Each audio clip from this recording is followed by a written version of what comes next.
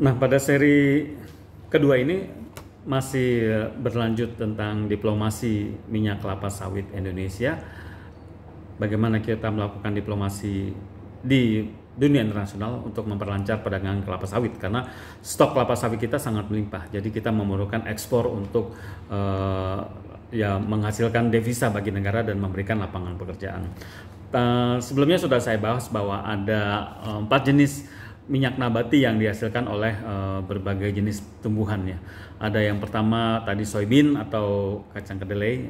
Yang kedua adalah rapeseed. Saya kurang paham, ini sejenis tanaman mungkin di Eropa. Terus ada bunga matahari, itu bijinya juga menghasilkan minyak nabati. Dan yang keempat adalah kelapa sawit tentunya.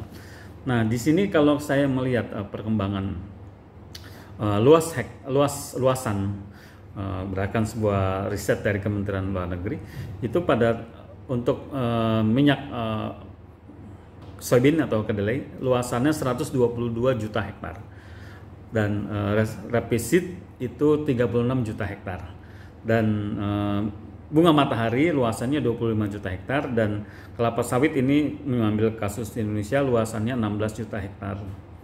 Nah, dilihat dari sisi produksi, membandingkan antara luas lahan dengan produksi, memang kelapa sawit sangat amazing ya. Kalau tadi kedelai itu 122 juta hektar, hasilnya 45 juta ton.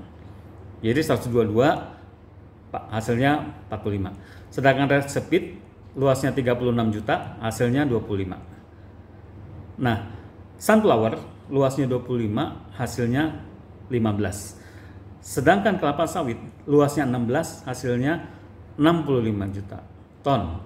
Jadi bisa dilihat bahwa antara produktivitas luas lahan dengan produksi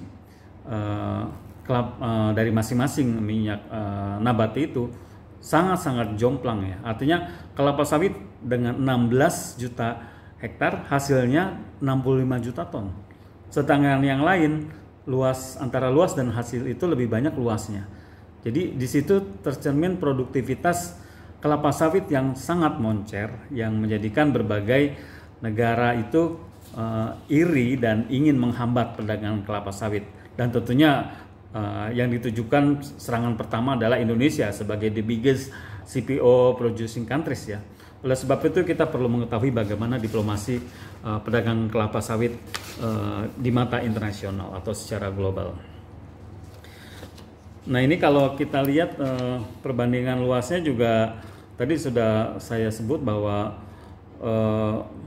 palm oil itu hanya mengcover 6% dari seluruh luas minyak nabati dunia.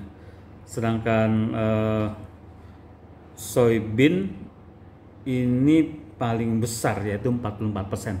Sedangkan palm oil hanya 6% dari luasan.